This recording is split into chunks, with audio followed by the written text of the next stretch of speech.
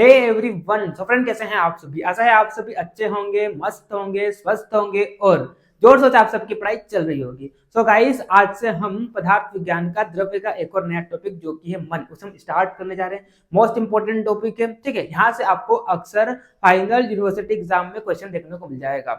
और अच्छी बात यह है कि मन का जो हम टॉपिक स्टार्ट करने जा रहे हैं, तो यही सेम टॉपिक जो है आपका क्रिया शरीर का एक पूरा चैप्टर है मन का, ठीक है। मतलब आज आप ये मन का लेक्चर देखेंगे तो इसके साथ साथ आपका क्रिया शरीर का पूरा चैप्टर जो कि मन है वो पूरा कंप्लीट हो जाएगा। और आज मैं सिंगल लेक्चर में मन जो है आपको पूरा पढ़ा दूंगा, है ना। और अगर मैं इस टॉपिक की इंपॉर्टेंस की बात करता हूं तो यहाँ से 5 मार्क्स का क्वेश्चन पूछा जाता है आपके फाइनल यूनिवर्सिटी एग्जाम में। किस तरह से क्वेश्चन पूछेगा, तो सबसे पहले यहाँ पर आपसे पूछ लेगा मन के लक्षण, है ना। मन के लक्षण बताइए, ठीक है, मन के लक्षण। या आपसे पूछ सकता है मन के विषय, है ना, मन के विषय, ठीक है, मन के विषय।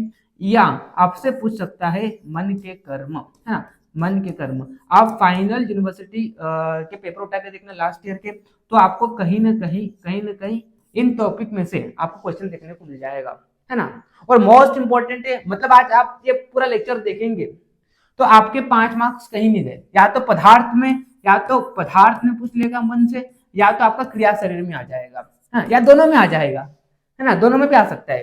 क्रिया शरीर एक अलग पेपर है, आपका अलग पेपर है, तो क्रिया शरीर में भी मन पूछ सकता है और इससे पूछ सकता है, ठीक है। आप देखना, क्रिया शरीर का पेपर उठा के देख लो या पदार्थ का उठा के देख लो, तो यही क्वेश्चन पूछता है, मन के लक्षण, मन के विषय और मन के कर्म। तो आज इस सिंगल लेक्चर में मैं मन पूरा कंप्लीट कर दूंगा।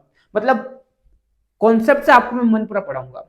स्टूडेंट्स क्या करते हैं, मन के विषय जो क्या है, चिंतन, विचार्य, ऊहा, ध्येय, संकल्प, इसको क्या करते हैं, रट के चल जाते हैं। लेकिन आज मैं इन सब के डेफिनेशन को विद कॉन्सेप्ट आपको बताऊंगा।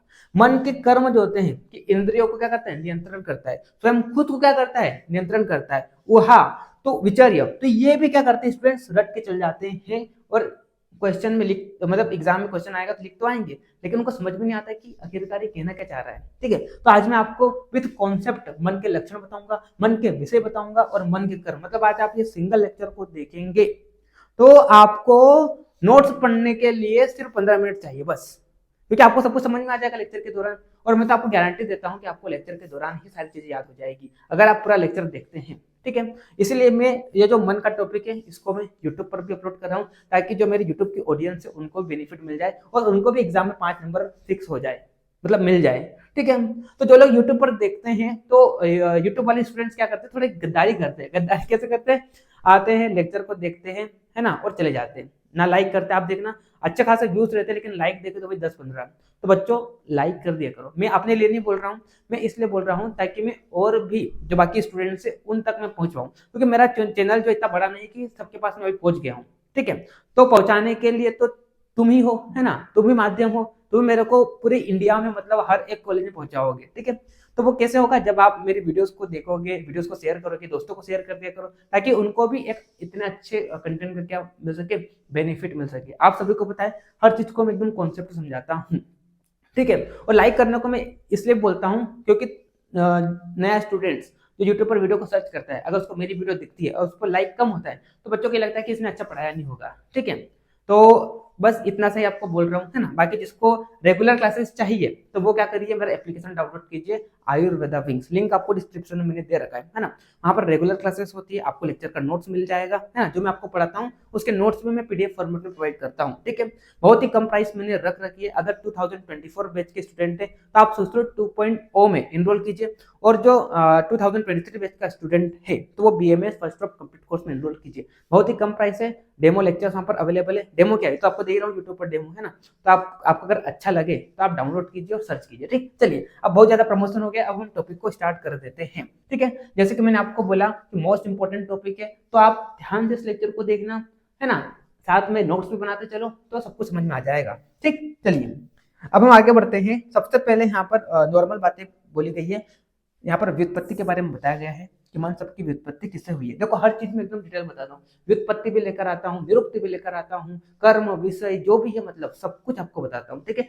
आप देखना, मेरा एक लेक्चर देखोगे कोई सा भी, तो आप एनसीईआरटी का सिलेबस और मेरा नोट्स देखना, एक भी टॉपिक में नहीं छोड़ता हूँ। क्यों, क्योंकि मेरे स्टूडेंट्स को जरा भी प्रॉब्लम ना हो जब वो एग्जाम में क्या करने जाए, क्वेश्चन अटेम्प्ट करने जाए, है ना। ऐसा नहीं हो कि मैंने पढ़ाया नहीं और वो चीज आ गई, तो ऐसा बिल्कुल नहीं होगा। ठीक, चलिए तो देखिए, सबसे पहले हम बात करते हैं मन शब्द की व्युत्पत्ति जो होती है किससे हुई है, मन ज्ञाने या मन बोधे धातु से हुई है, जिसका मतलब क्या होता है, जानना या समझना। ठीक है, जिसके द्वारा क्या किया जाता है, जाना जाता है, जिसके द्वारा क्या होता है, ज्ञान होता है, उसे हम क्या कहते हैं, उसे हम मन कहते हैं। ठीक है, मन को आप ये जो मन ज्ञाने धातु है, इसे आप इंग्लिश में नॉलेज भी बोल सकते हैं, है ना, नॉलेज, या इसे आप क्या बोल सकते हैं, इसके अर्थों को आप ज्ञान से भी ग्रहण कर सकते हैं। ठीक, चलिए अब हम बात करते हैं इसकी निरुक्ति। तो मन्यते अबुध्यते ज्ञायते अनेन इति मनः, यानी कि जिसके द्वारा क्या किया जाता है, कुछ जाना जाता है, उसे हम क्या कहते हैं, उसे हम मन कहते हैं। तो इसका मतलब क्या हो जाएगा, जिसके द्वारा कुछ जाना जाता है उसे हम मन कहते हैं। सर इसका मतलब क्या है, तो इसके लिए आप ज्ञान उत्पत्ति क्रम को थोड़ा देखिए। अब देखो मैंने आपको बोला ना, हर चीज को मैं विद कॉन्सेप्ट बताता हूँ, तो थोड़ा मेरे लेक्चर में पेशेंस रखना, क्योंकि मैं हर एक चीज को कॉन्सेप्ट से बताता हूँ, तो थोड़ा टाइम हो जाता है। मतलब अगर ये वाला जो टॉपिक है, बहुत सारे यूट्यूबर्स ने इस टॉपिक पर बनाया होगा, तो 15, 20 या 10 मिनट में खत्म कर दिया होगा। ठीक है, लेकिन मेरा ये जो लेक्चर है पूरा 40-50 मिनट तक जाएगा। क्यों जाता है, क्योंकि हर चीज को मैं कॉन्सेप्ट से बताता हूँ। अगर आपको हर चीज का मतलब पता होगा तो आपको याद करने में आसानी हो जाएगी और लंबे समय तक वो याद रहेगी, क्योंकि चीजें समझ कर आप करते हैं तो लॉन्ग टाइम तक वो चीजें आपके पास रहती है। तो मैंने क्या बोला, यहाँ पर निरुक्ति की बात करते हैं, तो जिसके द्वारा कुछ जाना जाता है उसे हम क्या कहते हैं, उसे हम मन कहते हैं। ठीक है, तो आप इसको समझने के लिए आप ज्ञान उत्पत्ति क्रम देखिए। आपको पता है ज्ञान उत्पत्ति क्रम मतलब ज्ञान की प्राप्ति कैसे होती है। तो सबसे पहले क्या होता है, सबसे पहले आत्मा ज्योति है ना, सबसे पहले आत्मा ज्योति है, वो क्या करती है, मन के साथ संयोग करती है ना। फिर ये जो मन होता है वो किसके साथ संयोग करता है, इंद्रियों के साथ संयोग करता है। ठीक है, फिर इंद्रिय जो होती है वो अपने अर्थों के साथ संयोग करती है ना, अपने विषयों या अपने अर्थों के साथ क्या करती है, संयोग करती है। तब जाके हमें क्या होता है, ज्ञान होता है। ठीक है, मतलब आत्मा जो है कि ज्ञान का अधिकरण है। ज्ञान किसे होगा, ज्ञान आत्मा को होगा, जिसके, है ना, ज्ञान किसको होगा, आत्मा। ज्ञान, आत्मा क्या है, आत्मा ज्ञान का अधिकरण है, यानी कि सब कुछ जानने वाली है। लेकिन पहले से आत्मा को सब कुछ पता नहीं होता है। आत्मा ज्ञात है, लेकिन पहले से इसको सब कुछ पता नहीं होता है। कब इसको पता होगा, जब इसका सहयोग मन के साथ होगा, जब मन का इंद्रियों के साथ होगा, जब इंद्रियों का इंद्रियों के अर्थ के साथ होगा, तब आपकी जो आत्मा उसको क्या होगा, ज्ञान होगा, है ना। तो यहाँ पर देखिए इस आत्मा को, है ना, इस आत्मा को इंद्रियों के अर्थ का ज्ञान कब होता है, जब इस आत्मा का संयोग किससे होता है, इंद्रियों से होता है। क्या बोला मैंने, इस आत्मा को इंद्रियों के अर्थ का ग्रहण कब होता है, जब इस आत्मा का इंद्रियों के साथ क्या होता है, इंद्रियों के साथ संयोग होता है। और आत्मा का इंद्रियों के साथ संयोग कराने के लिए कौन है, संयोग कराने के लिए ये मन है। यानी कि मन क्या हो जाता है, मन को आप जंक्शन पॉइंट बोल सकते हो, मन को आप क्या बोल सकते हो, जंक्शन पॉइंट बोल सकते हो, मन को आप क्या बोल सकते हो, मन को आप कोऑर्डिनेटर बोल सकते हो, मन को क्या बोल सकते हो आप, कोऑर्डिनेटर बोल सकते हो। ठीक है, यानी कि ये मन ही है, यही क्या करता है, आत्मा का इंद्रियों के साथ सहयोग कराता है, तभी इस आत्मा को फिर इंद्रियों के अर्थ का ग्रहण होता है। तो मन जंक्शन है, मन को हमने क्या बोला, कोऑर्डिनेटर बोला। इसीलिए हम ये बोल सकते हैं कि मन ही है जिसके द्वारा सब कुछ क्या किया जाता है, जाना जाता है। ठीक है, अगर आत्मा इंद्रियों के साथ संयोग करेगी, इंद्रियों का इंद्रियों के अर्थ के साथ भी संयोग होगा, लेकिन इस मन के साथ संयोग नहीं होगा, तो आपको विषयों का ज्ञान नहीं होगा। इसको आप एक उदाहरण से समझिए, जैसे कि आप 4 दोस्त बैठे हुए हैं, आप तीनों दोस्त, जैसे कि आप 4 दोस्त बैठे हुए जिसमें आप भी एक हो, है ना, तो आपके 3 दोस्त क्या कर रहे हैं, एक विषय पर बात कर रहे हैं। अभी क्या विषय होगा, अरे यार उसकी गर्लफ्रेंड ये है ना, मतलब जो भी है, उसका बॉयफ्रेंड ये ऐसा वैसा, उसके बीच में पैचअप हुआ, ब्रेकअप, मतलब 3 लोगों से बात कर रहे हैं। आप भी वहां पर हो शामिल, आप भी वहां पर क्या हो, शामिल हो, है ना, लेकिन आप आपके काम में व्यस्त हो, है ना। आपकी इंद्रियां, आपकी आत्मा उनके साथ है, मतलब वो जो बातें करे वो आपको सुनाई दे रहा है ना। आप वो जो 3 दोस्त बातें कर रहे हैं वो आपको सुनाई दे रहा है, लेकिन आप आपके काम में व्यस्त हो, है ना, आप उनकी बातों पर ध्यान नहीं दे रहे हो, आपका मन आपके किसी और काम में व्यस्त है, आप लोग जो काम कर उसमें व्यस्त है। ठीक है, अब वो तीनों दोस्त बातें कर लेते, बातें करने पर आपसे पूछते कि भाई उस विषय के बारे में मतलब कुछ पूछते हैं, तो आप बोलते हैं यार भाई मैं तुम्हें अपने काम में व्यस्त था, मेरे को कुछ पता नहीं हो रहा कि तुम क्या बात कर रहे हो, है ना। तो यहाँ पर आप देखिए, आप आपके काम में व्यस्त थे, आपका मन जो था वो आपके काम में व्यस्त था, है ना। आपको उनकी बातें सुनाई भी दे रही थी, मतलब आपकी कर्ण इंद्रिय जो है उसके शब्दों को, उन शब्दों को क्या कर रही थी, ग्रहण भी कर रही थी। आपकी आत्मा भी वहां पर शामिल है, देखिए आत्मा का इंद्रियों के साथ सहयोग भी है, लेकिन आपका मन जो था वो क्या था, किसी दूसरे काम में लगा हुआ था। तो उसमें से अगर मान लो कोई दोस्त आपसे उस विषय के बारे में पूछता है तो आप उसको नहीं बता पाते हैं। आप वहां पर शामिल है, आपकी इंद्रिया भी एक्टिव है वहां पर, है ना। इंद्रिया उनके अर्थों को ग्रहण कर रही है, शब्दों को ग्रहण कर रही है, लेकिन फिर भी आप उस विषय के बारे में नहीं बता पाते। क्यों? क्योंकि आपका मन जो था वो क्या था, किसी दूसरे कार्य में लगा हुआ था। आपका मन किसी दूसरे कार्य में लगा हुआ था, इस कारण आप उस विषय के बारे में कोई दोस्त आपसे पूछता है तो आप नहीं बता पाते हैं। इसका मतलब क्या हुआ? इसका मतलब क्या हुआ कि मन ही है जो क्या करता है, ज्ञान की प्राप्ति कराता है। अगर मन नहीं होगा तो आत्मा का इंद्रियों के साथ सन्निकर्ष होने के बावजूद भी ज्ञान नहीं होगा। इसका मतलब जिसके द्वारा सब कुछ जाना जाता है उसे हम क्या कहते हैं, उसे हम मन कहते हैं। आई होप आप सभी को समझ में आ गया होगा। ठीक, चलिए तो देखिए यहाँ पर वही निरुक्ति में यहाँ पर बोला गया है कि जिसके द्वारा सब कुछ जाना जाता है उसे हम क्या कहते हैं, उसे ही हम मन कहते हैं। ठीक है, अब देखिए, अब पर्यायवाची शब्द यहाँ पर बताए गए। तो मन को चित्त भी बोला गया है, चेत बोला गया है, हृदय बोला गया है, स्वांत बोला गया है, अत बोला गया है, मानस बोला गया है ना। और मन का एक और नाम जो कि क्या होता है, सत्व। ठीक है, सत्व भी से बोला गया। ठीक है, तो ये मन के पर्याय है, तो एमसीक्यू में क्वेश्चन आ सकता है, तो आप उसको देख लेना। ठीक है, आएगा ही, यहाँ से आ सकता है क्वेश्चन। ठीक है, चलिए अब आप आगे देखिए मन के लक्षण, है ना। अब देखो मन के लक्षण यानी कि आप कैसे पहचानेंगे कि मन है ना, मन की परिभाषा क्या है। तो चरक संहिता में मन का लक्षण बताते हुए क्या बोला, लक्षणम मनसो ज्ञानस्य अभावो भाव एवं च, है ना। यानी कि ज्ञान का होना और ज्ञान का न होना ही किसका लक्षण है, वो मन का लक्षण है। इस लाइन का मतलब क्या हो जाएगा, इस लाइन का मतलब हो जाएगा कि ज्ञान का होना, है ना, ज्ञान का होना और ज्ञान का न होना, और ज्ञान का न होना, ये किसका लक्षण है, ये मन का लक्षण है ना। किसका लक्षण है, ये मन का लक्षण है। यहां पर आप देखिए, सती आत्म इंद्रिय अर्थानाम सन्निकर्षे न वर्तते, है ना। वैवृत्य आन्वंशो ज्ञानम सन्निध्यात तच्च वर्तते। तो यहाँ पर क्या बोला, यहाँ पर ऐसा बोला, सबसे पहले तो पहली लाइन में क्या बोला, ज्ञान का होना और ज्ञान का न होना क्या है, मन का लक्षण है। आगे क्या बोला, सती आत्म इंद्रिय अर्थानाम सन्निकर्ष न वर्तते। यानी कि यहाँ पर ऐसा बोल रहा है, यहाँ पर ऐसा बोल रहा है कि आत्मा, है ना,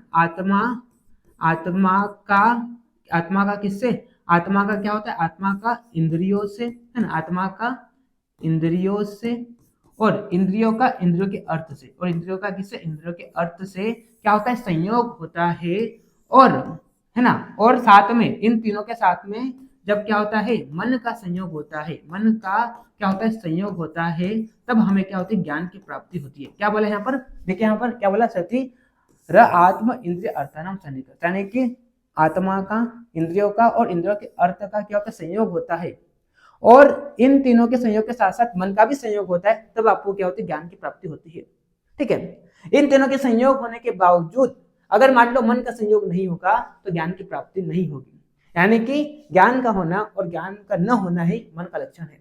ठीक है, ये तीनों संयोग करेंगे, साथ में मन भी संयोग करेगा, तब आपको क्या होगा, ज्ञान होगा। अगर ये तीनों संयोग करेंगे और मन संयोग नहीं करेगा तो आपको ज्ञान नहीं होगा। यानी कि ज्ञान का होना और ज्ञान का न होना ये किसका लक्षण है, ये मन का लक्षण है।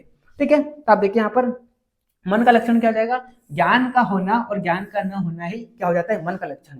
आत्मा, इंद्रिया और अर्थ, है ना, यानी कि इंद्रियों के विषय के संयोग होने के बावजूद अगर मन की क्या होती है, इसको आप अनुपस्थिति कर दिया, उपस्थिति बोल दिया है, इसको अनुपस्थिति कर दी। ठीक है, अनुपस्थिति से ज्ञान की प्राप्ति नहीं होती है ना। तो यहाँ पर बोला कि आत्मा, इंद्रिय, अर्थ का संयोग होने के बावजूद अगर मान लो मन की अनुपस्थिति रहती है, यानी कि मन का संयोग नहीं होता है, तो आपको क्या होता है, ज्ञान नहीं होता है। मन के संयोग होने पर ही क्या होता है, ज्ञान की प्राप्ति होती है। इसका मतलब ज्ञान का होना और ज्ञान का न होना ये क्या हो जाता है, मन का लक्षण है। ठीक है, तो अब जैसे कि आप इसको और उदाहरण के थ्रू आप समझिए, है ना। जैसे कि मैंने आपको अभी एक उदाहरण देके बताया था ऊपर ही, है, जिसके द्वारा जाना जाता है उसे हम क्या कहते हैं, मन कहते हैं। तो ज्ञान का होना और ज्ञान का न होना ही ये क्या है, मन का लक्षण है। तो इसका आप उदाहरण देखिए, फिर वापस वही उदाहरण लेता हूँ, जैसे कि वापस ले सुन लो यार। जैसे कि आप उसको चित्र के थ्रू आपको बताऊंगा, है ना। जैसे कि आप हॉस्टल में रहते हैं और एक हॉस्टल में आप 4 लोग हुए, ठीक है, मतलब एक रूम में आप 4 लोग हैं, ठीक है, और ये चौथे आप हो, है ना, ये आप हो, ये आप हो, आप अच्छे बच्चे हो, आप आपकी क्या कर रहे हो, आप आपकी क्या कर रहे हो, आप आपकी पढ़ाई कर रहे हो, आप क्या कर रहे हो, आप अमन सर का लेक्चर देख रहे हो, ठीक है, आप आपकी क्या कर रहे हो, पढ़ाई कर रहे हो, लेकिन ये तीनों क्या बदमाश है, ये तीनों क्या है, ये तीनों क्या है, जीएफ बीएफ की बात कर रहे हैं, ये तीनों जीएफ बीएफ की बात कर रहे हैं, है ना, और आप अच्छे बच्चे हो, आप क्या कर रहे हो, आपकी पढ़ाई कर रहे हो, है ना। तो ये तीनों क्या कर रहे हैं, तीनों बातें कर रहे हैं किसकी, जीएफ बीएफ वाली, है ना, और आप आपकी पढ़ाई में लगे हुए हो, है ना, यानी कि आप इनकी बातों पे ध्यान नहीं दे रहे हो, ठीक है, आपका मन किस में लगा हुआ है, आपका मन पढ़ाई पे लगा हुआ है। जब ये तीनों बातें कर लेते हैं और आपसे पूछते हैं इस विषय के बारे में, कि कुछ मतलब पूछते हैं, इन तीनों में से कोई दोस्त आपसे पूछता है, तो आप बोलते हो कि भाई मैं तो अपने काम में लगा हुआ था, मेरे को नहीं पता तुम लोग क्या बात कर रहे हो। इसका मतलब क्या है कि आपका मन किधर लगा हुआ है, आपका मन पढ़ाई में लगा हुआ है ना, आपका मन किस में लगा हुआ है, पढ़ाई में लगा हुआ है। भले ही आप उनकी बातों को सुन रहे हो, यानी कि आपके जो कर्ण इंद्रिय है वो उनके शब्दों को ग्रहण कर रही है ना, आप उनकी बातों को सुन रहे हो, आपकी आत्मा भी शामिल है, यानी कि आत्मा का इंद्रियों के साथ सन्निकर्ष भी है, इंद्रियों का उसके अर्थ के साथ, यानी कि आपकी कर्ण इंद्रिय जो इनकी बातों को सुन भी रही है, लेकिन फिर भी आपको ज्ञान नहीं हो रहा। क्यों? क्योंकि आपका मन तो कहां पर है, आपका मन तो पढ़ाई में लगा हुआ है, अच्छे बच्चे हैं, आपका मन तो किसमें लगा हुआ है, पढ़ाई में लगा हुआ है। तो यहाँ पर इंद्रिया जो है, जो कि यहाँ पर क्या कर्ण इंद्रिय है, उनके बातों को सुन भी रही है, अपने अर्थों को ग्रहण कर भी रही है, लेकिन मन की अनुपस्थिति में आपको ज्ञान की प्राप्ति नहीं हो रही, यानी कि जो बातें कर रहे हैं उसको आप नहीं ले पा रहे हो। अगर इन्होंने जो बात किया तो इनमें से अगर उस टॉपिक के बारे में आपसे कोई पूछता था, आप नहीं बता पाते। क्यों नहीं बता पाते? क्योंकि आपका मन पढ़ाई में है ना, आपका मन पढ़ाई में। इसका मतलब ज्ञान का होना और ज्ञान का न होना ही किसका लक्षण है, मन का लक्षण है, ठीक है। मतलब यहाँ पर देखिए इंद्रिय भी उनके अर्थों को ग्रहण कर रही थी, आत्मा भी यहाँ पर शामिल है। तो यहाँ पर इंद्रियों का, अर्थों का और इंद्रियों का, आत्मा का और इंद्रियों के अर्थों का, तीनों का संयोग है, लेकिन मन का संयोग नहीं है, तो आपको ज्ञान नहीं हुआ।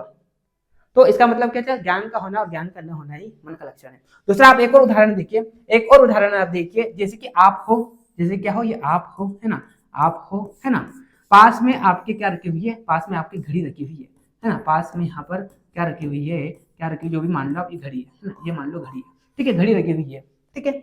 लेकिन आपका जो मन है वो गंभीर विचार में फंसा हुआ है ना, आपका मन जो है वो किसी गंभीर विषय के बारे में सोच रहा है ना। आप क्या कर रहे हो, गंभीरता से किसी विषय के बारे में सोच रहे हो, किसी विषय के बारे में सोच रहे हो, या कुछ मतलब सोच रहे हो आप, है ना। तो घड़ी की टिक टिक आपको नहीं सुनाई देगी, है ना। इस घड़ी की टिक टिक जो इसकी तरंगे आपके कानों में तो आ रही है, लेकिन फिर भी आपको ये घड़ी की टिक टिक नहीं सुनाई देगा। क्यों? क्योंकि आपका मन जो किसके साथ लगा हुआ है, आपका मन जो बुद्धि के साथ लगा हुआ है।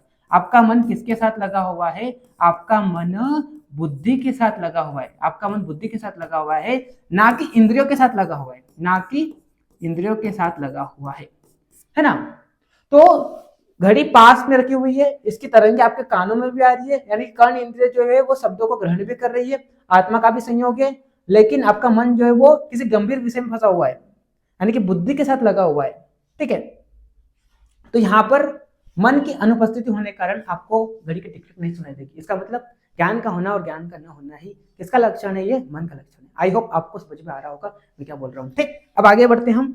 अब देखिए न्याय दर्शन के अनुसार क्या बोला, युगपत ज्ञान अनुत्पत्तिर मनसो लिंगम। तो यहाँ पर क्या बोला, सभी इंद्रियों से ज्ञान का एक साथ एक समय न होना, ये क्या है, मन का लक्षण। देखो चरक ने क्या बोला, ज्ञान का होना और ज्ञान का न होना ही ये किसका लक्षण है, मन का लक्षण है। यहाँ पर न्याय दर्शन क्या बोलते हैं कि इंद्रियों से ज्ञान का एक साथ एक समय पर न होना ज्ञान का लक्षण है। यानी कि मन जो होता है, मन जो होता है एक बार में एक इंद्रिय के साथ ही क्या करता है, संयोग करता है ना। मन जो होता है एक बार में एक इंद्रिय के साथ ही संयोग करता है और एक ही अर्थ को क्या करता है, ग्रहण करता है। एक समय पर मन जो होता है एक इंद्रिय के साथ संयोग करता है और उसके ही अर्थ को ग्रहण करता है, यानी कि एक ही अर्थ को ग्रहण करता है। तो यहाँ पर क्या बोला, सभी इंद्रियों से ज्ञान का एक साथ एक समय न होना, ये क्या है, मन का लक्षण है। मतलब मन जो है वो एक ही इंद्रिय के साथ एक बार में क्या करती है, संयोग करती है और एक ही अर्थ को लेती है। ज्ञान का एक साथ एक समय पर न होना है क्या है, मन का लक्षण है। इसको आप समझने के लिए एक उदाहरण देखिए। जैसे कि आप मेरे को क्या कर रहे हैं, आप मेरे को क्या कर रहे हैं, सुन भी रहे हैं, आप मेरे को देख भी रहे हैं, और आप साथ में जो अच्छा बच्चा है वो नोट्स भी लिख रहा होगा साथ में, ठीक है, तो वो लिख भी रहा है। तो यहाँ पर आप देखिए, यहाँ पर आप देखिए, है ना, आप आपकी चक्षुर इंद्रिय से, यहाँ पर आप क्या कर रहे हैं, आप आपकी चक्षुर इंद्रिय से मेरे को देख भी रहे हैं, है ना, मेरे को क्या कर रहे हैं, मेरे को देख भी रहे हैं, ठीक है। आप आपकी कर्ण इंद्रिय से, आप आपकी कर्ण इंद्रिय से क्या कर रहे हैं, मेरे को सुन भी रहे हैं, मेरे को क्या कर रहे हैं, मेरे को सुन भी रहे हैं, ठीक है। और आप आपकी कर्म इंद्रिय से, आप आपकी कर्म इंद्रिय से क्या कर रहे हैं, आपके नोट्स को लिख भी रहे हैं, आपके नोट्स को लिख भी रहे हैं, ठीक है। तो आपको ऐसा लगता है कि आप तीनों काम एक साथ कर रहे हैं, आपको क्या लगता है, तीनों काम एक साथ कर रहे हैं, लेकिन तीनों काम एक साथ नहीं होता है ना, ये तीनों काम एक साथ नहीं होता है, क्योंकि मन सूक्ष्म है, क्योंकि क्या है, मन सूक्ष्म है, मन क्या है, मन सूक्ष्म है, सूक्ष्म है कि अणु है, इसलिए आपको ऐसा लगता है कि तीनों काम एक साथ कर रहे हैं, आप देख भी रहे हैं एक साथ, सुन भी रहे हैं और लिख भी रहे हैं, लेकिन ये ऐसा एक साथ होता नहीं है ना। मन सूक्ष्म होने से ऐसा आपको प्रतीत होता है कि तीनों काम एक साथ कर रहे हैं, लेकिन ऐसा होता नहीं। क्यों नहीं होता है, क्योंकि एक बार में मन जो होता है वो एक ही इंद्रियों के साथ संयोग करता है, उसके अर्थ को ग्रहण करता है, यानी कि एक बार में क्या होता है, सभी इंद्रियों से ज्ञान का एक साथ एक समय न होना मन का लक्षण है, यानी कि मन जो होता है एक साथ एक ही इंद्रियों से क्या करता है, संयोग करता है और उसके अर्थ को लेता है, यानी कि एक साथ आपको ये सभी ज्ञान जो है ना, देखना, सुनना, लिखना, ये सब, तो ये पूरा जो ज्ञान जो है वो एक साथ नहीं हो रहा आपको, ये सब अलग अलग हो रहा है ना। यानी कि यहाँ पर चक्षुर मन जो है वो चक्षुर इंद्रिय से क्या करता है, संयोग करता है, तब जाके देखता है ना। मन जो होता है कर्ण इंद्रिय से संयोग करता है, तब जाके आपको सुनाई देता है। तो मन जो है वो चक्षुर इंद्रिय से संयोग कर रहा है, तो सबसे पहले हो सकता है वो चक्षुर इंद्रिय से संयोग कर रहा है, फिर देख रहा है, उसके बाद मन जो कर्ण इंद्रिय से संयोग कर रहा है तब आपको सुनाई दे रहा है।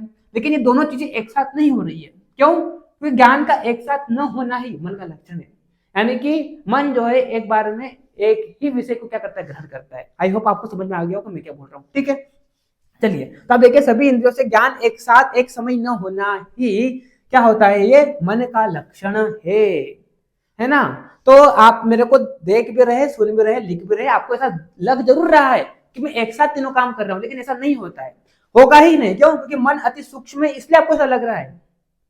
लेकिन हो क्या रहा है असल में ये हो रहा है कि मन जो है देखना, सुनना और लिखना सब अलग अलग, मतलब अलग अलग ज्ञान हो रहा है, एक साथ ज्ञान नहीं हो रहा है, ठीक है। तो ये मन का लक्षण हो जाता है, क्या हो जाएगा, ज्ञान का एक साथ न होना ही मन का लक्षण है। आई होप आपको समझ में आ रहा होगा मैं क्या बोल रहा हूँ। इसको आप कोरिलेट कीजिए एक उदाहरण से, जैसे कि आप कमल की 10 पत्तियों को लीजिए, उनको एक साथ जमाइए और उसमें सुई को भेद दिए, तो आपको ऐसा लगेगा कि उस सुई ने 10 पत्तियों को एक साथ भेद दिया है, एक साथ छेद कर दिया उसमें, लेकिन ऐसा होता नहीं है, क्योंकि इनके बीच में खूब कम डिस्टेंस होती है, बहुत कम डिस्टेंस होती है, इसलिए आपको ऐसा लगता है कि सुई ने एक साथ गोप दिया उसको, एक साथ वहां पर छेद कर दिया, मतलब एक साथ भेद दिया 10 पत्तियों को, लेकिन ऐसा होता नहीं है। क्रमशः पहले पहली पत्ती को, फिर दूसरी पत्ती को, फिर तीसरी पत्ती को, ऐसे करके सुई क्या करती है, भेदती है। लेकिन चूंकि वहां पर क्या होता है, बहुत ही कम डिस्टेंस होती है, तो आपको ऐसा लगता है कि एक साथ भेद दिया। वैसे ही यहाँ पर क्या होता है, मन जो होता है अति सूक्ष्म है, मन अणु है, इसलिए आपको ऐसा लगता है कि एक साथ ये सारी चीजें होगी। यानी कि यहाँ पर बहुत अंतरकाल, मतलब बहुत अल्प काल में, मतलब बहुत ही कम समय में तीनों चीजें एक साथ हुई है, तो आपको ऐसा लगता है कि मन जो है वो तीनों सभी ज्ञान को एक साथ ले रहा है, लेकिन ऐसा नहीं होता है, क्योंकि मन का लक्षण क्या है, मन का लक्षण है एक साथ एक समय पर सभी ज्ञान का, है ना, सभी इंद्रियों से ज्ञान का एक साथ एक समय पर न होना, ये मन का लक्षण है। यानी कि एक बार में मन जो होता है एक ही इंद्रिय से क्या करता है, संयोग करता है, उसके अर्थ को ग्रहण करता है, एक साथ एक सारी चीजें नहीं होती है। मैंने बहुत कोशिश की समझाने की, आई होप आपको समझ में आ गया होगा, ठीक है। अब आगे बढ़ते हैं, नहीं समझ में आया तो फिर पूछ लेना, फोन लगा के पूछ लेना मेरे को, है ना, लेकिन रटना नहीं है, ठीक। अब बात करते हैं मन के स्थान, है ना। तो बृहत्त्रयी में मन का स्थान क्या बताया, हृदय और मस्तिष्क बताया है ना। वैद्य संहिता में सिर और तालु के मध्य माना है, ठीक है। ये आ सकता है एमसीक्यू में, है ना, जिसको आप कर लेना, ठीक है। उसके बाद हम बात करते हैं मन की उत्पत्ति। सांख्य दर्शन ने ये बोला कि सात्विक अहंकार से और राजसिक अहंकार से क्या होता है, मन की उत्पत्ति होती है, ठीक है। यानी कि दर्शनों ने मन को क्या माना, अहंकारिक माना है। वही अगर हम आयुर्वेद की बात करते हैं तो आयुर्वेद ने मन को क्या माना है, पंचभौतिक माना है, ठीक है। वैशेषिक दर्शन की बात करते हैं तो मन परमाणु स्वरूप होने से मन की उत्पत्ति और विनाश नहीं होता है, यानी कि वैशेषिक दर्शन ने मन को क्या माना है, नित्य माना है ना। वही अगर हम आयुर्वेद की बात करते हैं तो आयुर्वेद ने भी वैशेषिक क्या माना है, नित्य माना है, ठीक। अब बात करते हैं आगे है ना। आगे हम बात करते हैं मन के गुण। तो मन के दो गुण होते हैं, देखो अब ये बहुत इंपॉर्टेंट है, मन के गुण पे भी क्वेश्चन आ जाता है, ठीक है। तो मन के कितने गुण होते हैं, मन के दो गुण होते हैं। पहला क्या हो जाएगा, अणुत्व। अणुत्व यानी कि सूक्ष्म है, मन कैसा है, सूक्ष्म है। अणुत्व का मतलब इससे भी ले सकते हैं कि मन विभू नहीं है ना। मन क्या है, मन विभू नहीं है, मन विभू नहीं है। विभू नहीं है का मतलब, विभू नहीं है का मतलब, विभू नहीं है का मतलब यह है कि मन व्यापक नहीं है ना।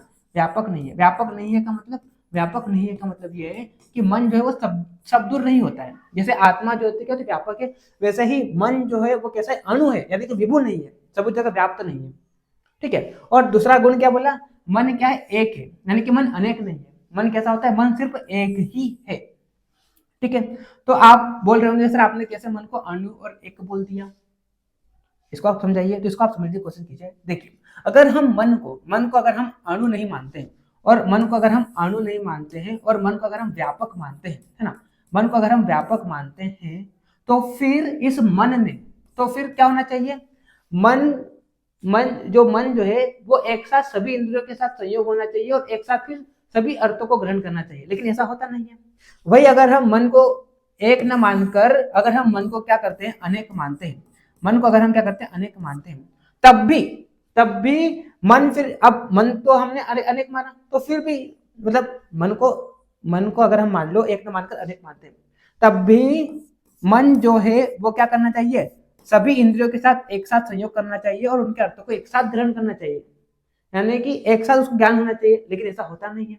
इसका मतलब मन कैसा है, अणु है, और मन कैसा है, एक है ना।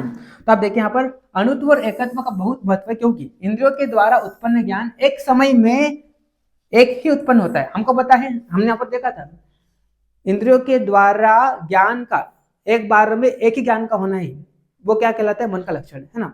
एक समय पर मन के द्वारा इंद्रियों का ज्ञान एक ही होना, ये क्या है, मन का लक्षण है, ठीक है।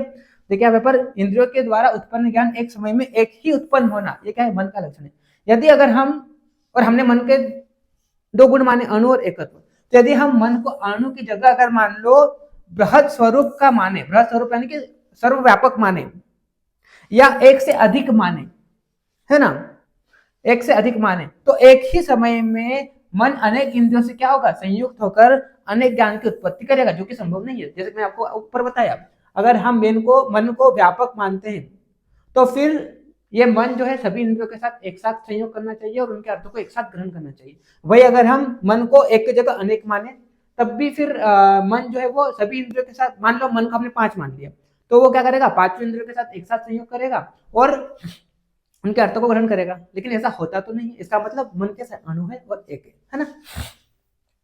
फिर आगे आप देखिए, है ना। अब देखिए आगे इसको उदाहरण के तो समझाया है ना, इसके उदाहरण के तो समझाया, जैसे मैं आपको ऊपर बताया था, कमल की 100 पंखुड़ियां जब एक के ऊपर एक व्यवस्थित होती है, तो एक सुई बेदी छेदी जाए, तो हमें ऐसा प्रतीत होता है कि सभी पंखुड़ियां एक साथ प्रयास में छेदी गई है, लेकिन वास्तव में पंखुड़ियों को एक एक करके छेदा गया है। परंतु अल्प अंतराल, देखिए अल्प अंतराल होने से, यानी कि बहुत कम डिस्टेंस होने से हमें ऐसा प्रतीत होता है कि एक साथ सभी पंखुड़ियों को छेदा गया है। इसी तरह से इंद्रियों के साथ मन का संयोग तथा, है ना, इंद्रियों के साथ मन का संयोग तथा मन इंद्रियांतर गमन अति अल्पकाल में होने से, यानी कि मन का इंद्रियों के साथ संयोग जो होता है वो अति अल्पकाल होने से हमको ये भ्रम होता है कि एक साथ अनेक ज्ञान प्राप्त हो रहे हैं, लेकिन मन तो कैसा है, एक है, मन कैसा अणु है। एक बार में मन सभी इंद्रियों से संयोग करके सभी इंद्रियों के अर्थों ग्रहण नहीं कर सकता। क्यों? कि मन तो क्या है, अणु है, और मन कैसा एक है। लेकिन ये अल्पकाल में होने से, और दूसरे मन सूक्ष्म होने से हमको प्रतीत होता है कि एक साथ हो, लेकिन ऐसा होता नहीं। क्यों? क्योंकि मन कैसा एक है और अणु है। ठीक, आई होप आपको समझ में आ गया होगा मैं क्या बोल रहा हूँ। ठीक है, चलिए फिर हम आगे बात करते हैं, मन के विषय को देखते हैं। ठीक है, तो देखिए अब मन के विषय में यहाँ पर क्या बोला गया, मन के विषय में क्या बोला गया, चिंतयम विचार्यम उहाम च ध्येयम संकल्प्यम एव च, है ना, यत किंचिन मनसो ज्ञेयम तत् सर्वम अर्थ संज्ञकम। तो यहाँ पर देखिए दूसरी लाइन को आप देखिए, दूसरी लाइन में यहाँ पर क्या बोल रहा है, यत किंचिन मनसो ज्ञेयम तत् सर्व अर्थ संज्ञकम, यानी कि जो कुछ भी, दूसरी लाइन में इन्होंने क्या बोला, जो कुछ भी मन के द्वारा, है ना, जो कुछ भी क्या किया जाता है, मन के द्वारा जाना जाता है, मन के द्वारा जाना जाता है, वो क्या है, मन के विषय है। दूसरी लाइन में क्या बोला इन्होंने, दूसरी लाइन में ये बोला कि जो कुछ भी मन के द्वारा जाना जाता है वो मन के विषय है। यत किंचिन मनसो ज्ञेयम तत्सर्वम अर्थ संज्ञकम, यानी कि जो कुछ भी मन के द्वारा जाना जाता है वो क्या है, मन का विषय है। लेकिन फिर भी विशेष करके यहाँ पर 5 विषयों की बात की गई है। पहला क्या बोला, मन का विषय है चिंतय। चिंतय का मतलब ये करना चाहिए, ये नहीं करना चाहिए। यहाँ कर्तव्य की बात हो रही है, ये करना चाहिए, ये नहीं करना चाहिए। तो कुछ इस तरह का अगर आप क्या करते हैं, तर्क वितर्क करते हैं, तो वो मन का कौन सा विषय हो जाता है, चिंतय वाला विषय हो जाता है। इसका मतलब मन का पहला जो विषय है वो क्या, चिंतय। दूसरा क्या बोला, विचार्य का मतलब क्या हो जाएगा, विचार्य का मतलब ये हो जाएगा कि ये करने से लाभ होगा या नहीं होगा, इससे करने से लाभ होगा नहीं होगा। तो कुछ इस तरह का तर्क वितर्क करते हैं, तो उसे हम क्या कहते हैं, उसे हम विचारित कह देते हैं। तो ये मन का कौन सा है, दूसरा विषय है। तीसरा क्या बोला, उहा का मतलब क्या हो जाएगा, उहा का मतलब ये हो जाता है, यहाँ पर क्या आती है, संभावना वाली चीज आती है ना। यहाँ पर क्या आता है, यहाँ पर संभावना है ना, संभावना यानी कि आप संभावना को देखते हैं कि ये करने से ऐसा होगा या ऐसा हो सकता है, कल शायद बारिश होगी, बादलों को देखकर आप संभावना लगाते कल शायद बारिश होगी, है ना। मौसम खुला है, आप संभावना लगाते कि नहीं होगी बारिश। तो कुछ इस तरह के जो संभावना वाले जो तर्क वितर्क आप करते हैं, तो ये विषय जो होता है वो ऊहा का विषय हो जाता है, मन का। ठीक है। चौथा अगर हम बात करते हैं ध्येयम, ध्येयम का मतलब क्या होता है, ध्येयम कुछ लोग बोलते हैं कि ध्यान के विषय को ही क्या कहा गया, ध्येय कहा गया। कुछ लोग ये बोलते हैं कि भावना से युक्त ज्ञान को, है ना, भावना से युक्त ज्ञान जो होता है वो क्या होता है, ध्येय कहलाता है। और ये ध्येय जो है ये भी क्या है, मन का विषय है। और अगला क्या बोला, पांचवा संकल्प का मतलब क्या हो जाएगा, संकल्प का मतलब ये हो जाएगा कि इंद्रियों का जो अर्थ है उसे ग्रहण करना चाहिए या नहीं करना चाहिए। मतलब ये गुण युक्त है या दोष युक्त है। अगर वो गुण युक्त है तो उसे इंद्रियों के अर्थों को ग्रहण कर लेना है, और अगर वो दोष युक्त है तो इंद्रियों के अर्थों को ग्रहण नहीं करना है। तो इस तरह से संकल्प का जो विषय है वो किसका है, मन का विषय है। ठीक है, ग्रहण करना चाहिए या नहीं करना चाहिए, ग्रहण करने से, है ना, तो ये क्या हो जाएगा, आपका संकल्प का विषय हो जाएगा। तो इस प्रकार से चिंतय, विचार्य, उहा, ध्येय, संकल्प, ये 5 जो है क्या है, मन के विषय है। लेकिन अगली लाइन में क्या बोला कि जो कुछ भी मन के द्वारा जाना जाता है वो क्या है, मन के विषय है। ठीक है, चलिए तो देखिए यहाँ पर पहला चिंतय, यानी कि क्या करे क्या ना करे, जो कर्तव्य वाली चीज आती है ना, करना चाहिए नहीं करना चाहिए, तो ये चिंतय में आ जाएगा। विचार्य की बात करते हैं, ये करने से लाभ होगा, ये करने से नहीं होगा, ये क्या कहलाता है, विचार्य कहलाता है, विचार्य। ठीक है, उहा की बात करते हैं, संभावना, देखिए संभावना के माध्यम से अनुमान लगाए कि ऐसा होगा, तो ये उहा हो जाएगा। ठीक है, ध्येय, ध्यान के विषय को ध्येय या भावना से युक्त ज्ञान को क्या कहा गया, ध्येय कहा गया। आचार्य गंगाधर क्या बोलते हैं, बाह्य इंद्रियों से मुक्त होकर जब मन चिंतन करता है तो उसी चिंतन को हम क्या कहते हैं, ध्येय कर देते हैं, है ना। और संकल्प की बात करते हैं तो किसी विषय का यह निर्णय करना कि यह गुण युक्त है, यानी कि इसे ग्रहण करना चाहिए या यह दोष युक्त है या नहीं करना चाहिए, तो ये किसके अंतर्गत आ जाता है, मन का संकल्प का विषय हो जाता है। तो इस प्रकार से मन के कितने विषय है, मन के 5 विषय है, याद कर लीजिए, मोस्ट इंपॉर्टेंट है, 5 नंबर कहीं नहीं गए, मन के विषय से क्वेश्चन आता ही है ना। याद कर लो आप, सबसे पहला क्या हो जाएगा, चिंतय, दूसरा क्या हो जाएगा, विचार्य, तीसरा क्या हो जाएगा, उहा, है ना, चौथा क्या हो जाएगा, ध्येय, और 5वां क्या हो जाएगा, संकल्प। ठीक है, आई होप आपको समझ में आ गया होगा। ठीक, अब हम बात करते हैं, अब इसके अलावा यहाँ पर क्या बोला, ये 5 विषयों के साथ साथ अन्य सभी विषय जो इंद्रियों से ग्रहण नहीं किए जाते हैं, जैसे कि बात करते हैं सुख दुख राग द्वेष, ये सब भी क्या हो जाते हैं, मन के विषय हो जाते हैं। ठीक है, चलिए अब हम आगे बात करते हैं, आगे मन के कर्म की, है ना, मोस्ट इंपोर्टेंट है ये मन का कर्म, है ना, इसको आप समझने की कोशिश कीजिए। ये श्लोक आप याद कर लीजिए। यहाँ पर क्या बोला, इंद्रिय अभिग्रह कर्म मनसः स्वस्थ निग्रह उहो विचारश्च ततः परम बुद्धि प्रवर्तते। यहाँ पर क्या बोला, सबसे पहले क्या बोला, इंद्रिय अभिग्रह कर्म मनस, यानी कि इंद्रियों को नियंत्रण करना। सबसे पहला कर्म क्या है, इंद्रियों को नियंत्रण करना। इंद्रियों का यानी कि ज्ञान इंद्रिया और कर्म इंद्रिया, ठीक है। इंद्रियों को क्या करना, इंद्रियों को नियंत्रण करना, ये क्या है, नियंत्रण करना ये क्या है, मन का कर्म है ना। इंद्रियों का नियंत्रण करना, और आगे क्या बोले यहाँ पर, स्वस्थ निग्रह। स्वस्थ निग्रह यानी कि इंद्रियों को तो नियंत्रण करना, साथ में स्वयं को भी नियंत्रण करना, है ना। दूसरा कर्म क्या जाएगा, स्वयं को भी क्या करना, नियंत्रण करना। ये क्या है, मन का कर्म है। पहला क्या बोला, इंद्रियों को नियंत्रण करना। दूसरा क्या बोला, दूसरा कर्म क्या होता है, स्वयं को नियंत्रण करना। स्वस्थ निग्रह यानी कि स्वयं को भी नियंत्रण करना, है ना। तो इसको आप एक, ये दो चीजों को ना एक उदाहरण से आप समझिए। जैसे कि मान लो आप मॉल में जाते हैं, तो किसी किसी की ये प्रवृत्ति होती कि फेस वॉश उठा के क्या करो, फेस वॉश उठा के पर्स में डाल लो। किसी किसी की प्रवृत्ति होती है, मतलब फ्री का माल, है ना। आपके सामने फेस वॉश रखा, आप मॉल में गए, है ना। एक मिनट पहले मैं कैमरा चेक कर लूँ, ठीक। देखो लोग क्या करते, कभी किसी किसी की प्रवृत्ति होती है कि मॉल में जाते हैं तो फेस वॉश रखा हुआ उसको मतलब पर्स में डाल दो, है ना, किसी को पता भी ना चले। तो किसी किसी की चोरी करने की प्रवृत्ति होती है, उसके सामने क्या दिखाई दे रहा है, फेस वॉश दिखाई दे रहा है ना। मतलब उसके मन में चल रहा है कि उसे मैं पर्स में डाल लूं, है ना, उसे मैं पर्स में डाल लूं। लेकिन आपका मन ने कर्म इंद्रिय को रोक के रखा हुआ है। कर्म इंद्रिय यानी कि हाथ से उठा के डाल, ये कर्म हो जाए। आपके मन ने उस कर्म इंद्रिय को क्या करके रखा है, रोक के रखा है। क्यों, डर के कारण। शायद सीसीटीवी कैमरे लगे होंगे, कोई मेरे को पकड़ लेगा, पुलिस को बुला लेगा, मतलब डर के कारण, है ना। कर्म इंद्रियों को रोक के रखा हुआ है। तो इंद्रियों को नियंत्रण करना, तो आपके मन ने इंद्रियों को नियंत्रण करके रखा है कि यार नहीं, डर के मारे क्या करा, नहीं रखना है, इंद्रियों को नियंत्रण करना। तो यहाँ पर कर्म इंद्रिय तो नियंत्रण में आ गई, लेकिन मन में तो अभी भी चल रहा है, यार रख लूं, यानी कि मन को नियंत्रण नहीं करा अभी उसने, है ना। तो मन को भी नियंत्रण कर लेना, साथ में इंद्रियों को भी नियंत्रण कर लेना, ये मन का कर्म है, ठीक है। एक उदाहरण से और समझिए आप, जैसे कि दो दोस्त हैं, है ना।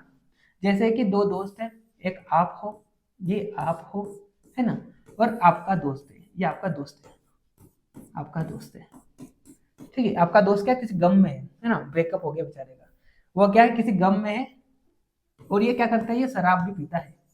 ये क्या करता है, ये शराब भी पीता है, ठीक है। लेकिन आप अच्छे बच्चे हो, आप शराब वगैरह नहीं पीते हो, है ना, आप शराब वगैरह नहीं पीते हो, ठीक है। आप दोनों के सामने शराब की बोतल रखी हुई है, शराब की बोतल रखी हुई है, ठीक है। तो आपका जो दोस्त है वो शराब पीता है, लेकिन उसके मन ने इंद्रियों को रोक के रखा है कि नहीं पीना है। लेकिन मन में चल रहा है कि डाल लेता हूँ, गुटक लेता हूँ, है ना।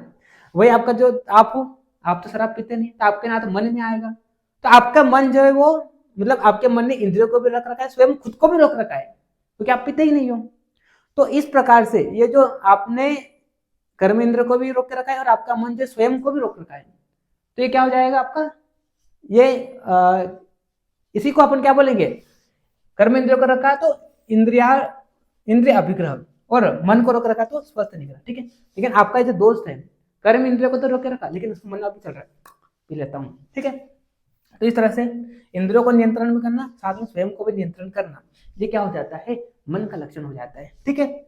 ओ सॉरी, मन का कर्म हो जाता है। आगे आप देखिए यहाँ पर, उहो विचारश्च, उहो जो हम ऊपर बात करें वही बात कर रहे हैं, और विचारश्च, है ना, यानी कि विचार करना कि ये ग्रहण करने योग्य या नहीं है, इसे ग्रहण करना चाहिए या नहीं करना चाहिए, इस विषय से हानिकारक होगा या लाभ, मतलब इस विषय को ग्रहण करने से हमें हानि होगा या लाभ होगा, इसे ग्रहण करना चाहिए या नहीं ग्रहण करना चाहिए। तो ये विचार का विषय हो जाता है ना। तो इस प्रकार से पहला क्या जाएगा, इंद्रिय अभिग्रह, दूसरा कर्म क्या होता है, स्वस्थ निग्रह, तीसरा क्या हो जाएगा, उह, और चौथा क्या हो जाएगा, विचार, चौथा क्या हो जाएगा, विचार।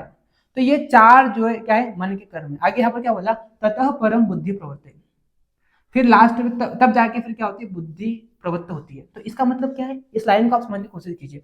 जैसे कि यहाँ पर क्या बोला, विचार है ना, जैसे कि हमने क्या बोला, जैसे कि हमने विचार बोला है ना, विचार, विचार का मतलब क्या होता है, विचार का मतलब क्या होता है, विषय है ना, विषय को ग्रहण करने से, विचार का मतलब हो जाएगा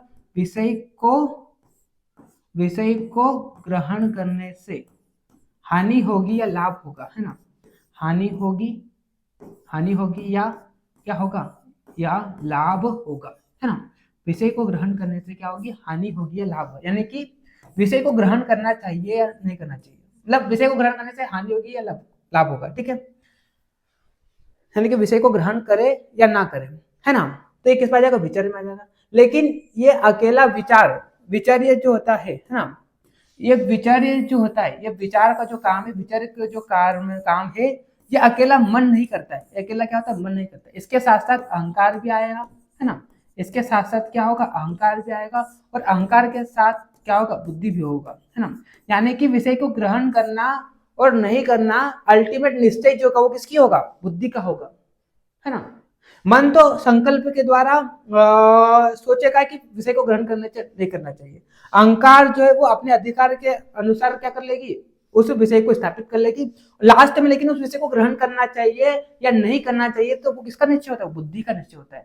यानी कि किसी विषय को ग्रहण करे या ना करे तो अल्टीमेट जो निश्चय होता है वो बुद्धि का होता है। यानी कि विचार केवल अकेला मन नहीं करता है, मन अहंकार तीनों मिलकर करते हैं। सबसे पहले मन तो क्या करता है, निर्विकल्प रूप से इंद्रियों के अर्थों को ग्रहण कर लेता है।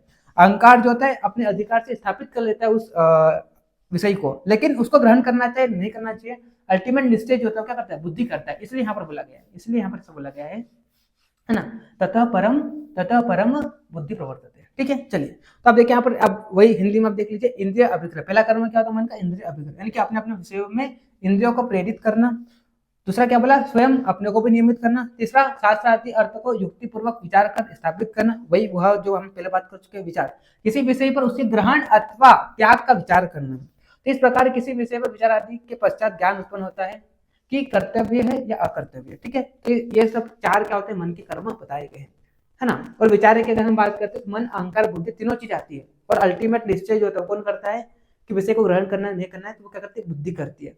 आ रहा समझ में, बोरिंग तो नहीं लग रहा है। ठीक, अब देखो, मन को हमने क्या बोला, मन को हमने उभयात्मक बोला, मन को हमने क्या बोला, उभयात्मकत्व बोला। यानी क्यों बोला, क्योंकि मन जो होता है वो क्या करता है, ज्ञान इंद्रियों को भी प्रेरित करता है, साथ में कर्म इंद्रियों को भी प्रेरित करता है। जब ये मन जो होता है ज्ञान इंद्रियों से संयोग करता है तब शब्द आदि का ज्ञान होता है। जब ये मन जो होता है कर्म इंद्रियों से संयोग करता है तो कर्म इंद्रियों के कार्य को करता है। यानी कि मन जो होता है ज्ञान इंद्रियों को प्रेरित कर रहा है, कर्म इंद्रियों को भी प्रेरित कर रहा है, यानी कि दोनों का कार्य कर रहा है। इसीलिए मन को हम क्या बोलते हैं, उभयात्मक कहते थे। ठीक है, ड्यूअल नेचर ऑफ मन, इसका उभयात्मक यानी कि मन का क्या होता है, ड्यूअल नेचर होता है ना। इसको हम ज्ञान इंद्रिय भी बोल सकते हैं, इसको हम कर्म इंद्रिय भी बोल सकते हैं। जब ज्ञान इंद्रिय संयोग करता है तो शब्द आदि का कार्य करता है ना। और जब ये कर्म इंद्रिय के साथ सहयोग करता है तो कर्म इंद्रियों के कार्य करता है। ठीक है, अब मन जो होता है उसको रोग का आधार बताया गया है। तो ये यहाँ पर आप ये श्लोक देख सकते हैं, है ना। ये चरक सूत्र स्थान 1 में 55 श्लोक है, इसको मैं ऑलरेडी समझा चुका हूँ। कब, जब मैं आपको चरक पढ़ाया था। यहाँ पर क्या बोला है, शरीरम सत्व संयम च व्याधि नाम आश्रय मत तथा सुखा नाम योग अस्तु सुखा नाम कारण। यहाँ पर ये बोला गया है कि मन जो है वो रोग का आधार है। यानी कि यहाँ पर क्या बोला कि शरीर और मन ये दोनों क्या है, व्याधि के आश्रय है। यानी कि शरीर जो है वो शारीरिक रोग का आश्रय होगा, है ना, शारीरिक रोग का आश्रय होगा, और सत्व जो होगा वो मानसिक रोगों का आश्रय होगा। शारीरिक रोग यानी कि शारीरिक रोग यानी कि जैसे कि बात करते हैं प्रमेह, है ना, जैसे कि बात करते हैं ज्वर, जैसे कि बात करते हैं कुष्ठ, जैसे कि बात करते हैं अतिसार, ये सब क्या शारीरिक रोग है। मानसिक रोग की बात करें, जैसे कि बात करते हैं काम, जैसे कि बात करते हैं मोह, जैसे कि बात करते हैं क्रोध, जैसे कि बात करते हैं ईर्ष्या, है ना, ईर्ष्या, ये सब क्या है, ये सब आपके क्या है, मानसिक रोग है। तो मन जो है वो शारीरिक, मतलब शरीर और मन ये दोनों क्या है, शरीर और मन, इसका पहले जाने का मतलब क्या जाएगा, शरीर और मन जो दोनों क्या है, रोग के आश्रय है। और यही दोनों शरीर और मन जो है वो सुख का कारण भी है ना। सुख का कारण कब बनेगा, योगस्तु सुखानाम कारणम सम, जब क्या होगा सम, सम यानी कि इंद्रियों का, है ना, साथ इंद्रियों का, साथ में अर्थ का, है ना, इंद्रियों का, अर्थ का, काल का और बुद्धि का, इन सबका क्या होगा जब समयोग होगा, तब यही चीज शरीर और मन वो क्या होगा सुख का कारण होगा। तो ये श्लोक का मतलब ये है कि शरीर और रोग जो है वो क्या रोग का आश्रय है, और यही दोनों क्या सुख का भी आश्रय है। सुख का आश्रय कब बनेगा, जब काल, बुद्धि, इंद्रिया और अर्थ इनका क्या होगा संयोग होगा। ठीक है, चलिए अब हम आगे बढ़ते हैं। नोट देखो, मन को आप देखो यहाँ पर कुछ नोट लेकर आए हूँ, उसको आप देख लीजिए, एमसीक्यू में पूछा जा सकता है। मन को दर्शनों ने अहंकारिक माना है, वही आयुर्वेद ने पंचभौतिक माना है। इसको ऑलरेडी मैं कहीं ना कहीं आपको समझा चुका हूँ, है ना। मन को अति इंद्रिय भी कहा गया, याद रखना, मन को अति इंद्रिय भी कहा गया है। क्यों कहा गया, तो बाकी इंद्रियों से अलग है। ज्ञान इंद्रिय कर्म इंद्रिय दोनों को प्रेरित करता है। मन को किसी इंद्रिय से नहीं जाना जाता है, और सुख दुख आदि भावों को मन के द्वारा ही जाना जाता है, इसलिए मन को अति इंद्रिय भी बोला गया है। ठीक है, चलिए, तो इस तरह से हमारा मन का विषय पूरा कंप्लीट हो जाता है। आई होप आप सभी को लेक्चर समझ में आया होगा। लेक्चर अच्छा लगा है कमेंट करके बताइए, सर बहुत मजा आया, है ना।